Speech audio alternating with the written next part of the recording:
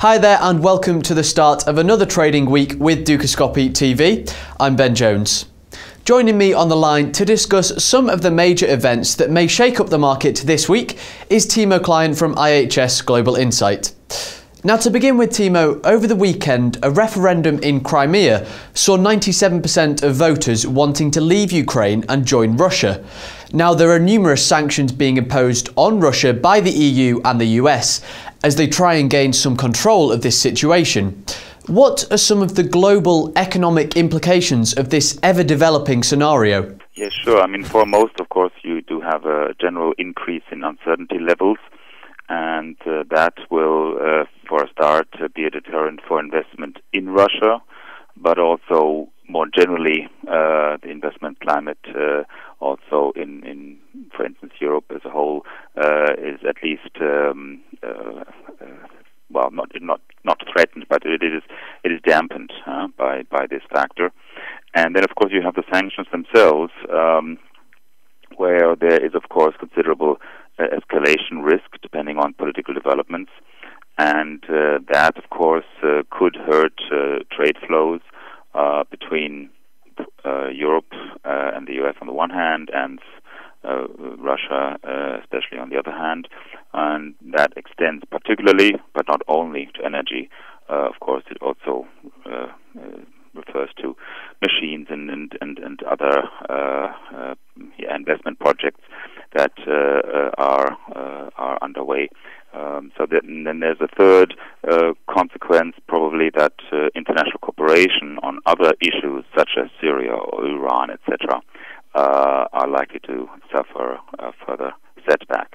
So there are indeed various consequences of this development. Tomorrow we'll have German ZEW data released.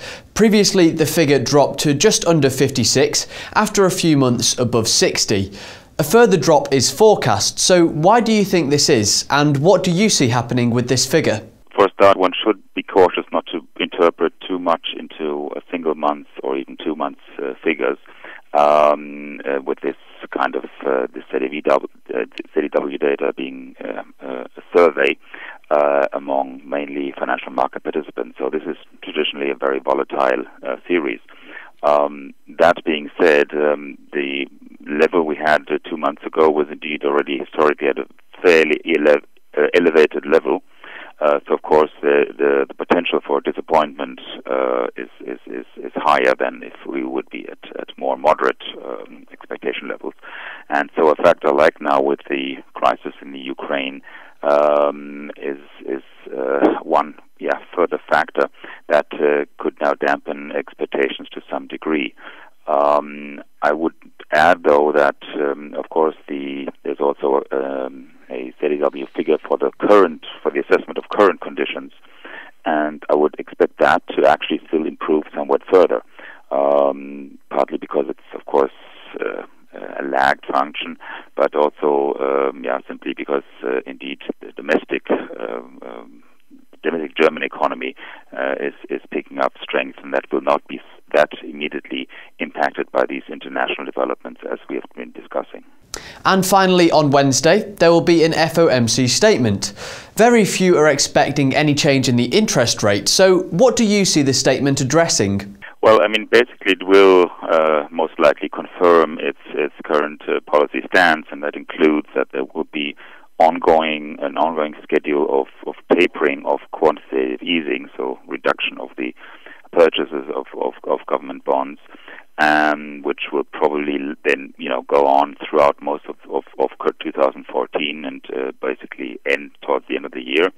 But at the same time, also no near-term interest rate hike being signaled yet for quite some time, certainly not before 2015, and our own IHS forecast looks for timing of about September next year for that to happen. I mean, the economic data in the US has been rather mixed lately, but that also had to do with weather distortion, so the FOMC will be careful not to read too much into single figures here themselves. And and then there's one other issue that they will be looking at. I mean, they have issued forward guidance regarding the the unemployment rate, at what kind of level they would be considering tightening monetary policy, and that had been given at a level of 6.5%. Now at about 6.7% lately, we're already quite close there, so it's likely that they will eventually widen this, or let's say change this forward guidance to a more broader range of labor market indicators, so as not to let it hinge on one single figure, i.e. the unemployment rate alone. So that we might be hearing something from the FOMC on that field. Timo, thank you very much for talking to us today.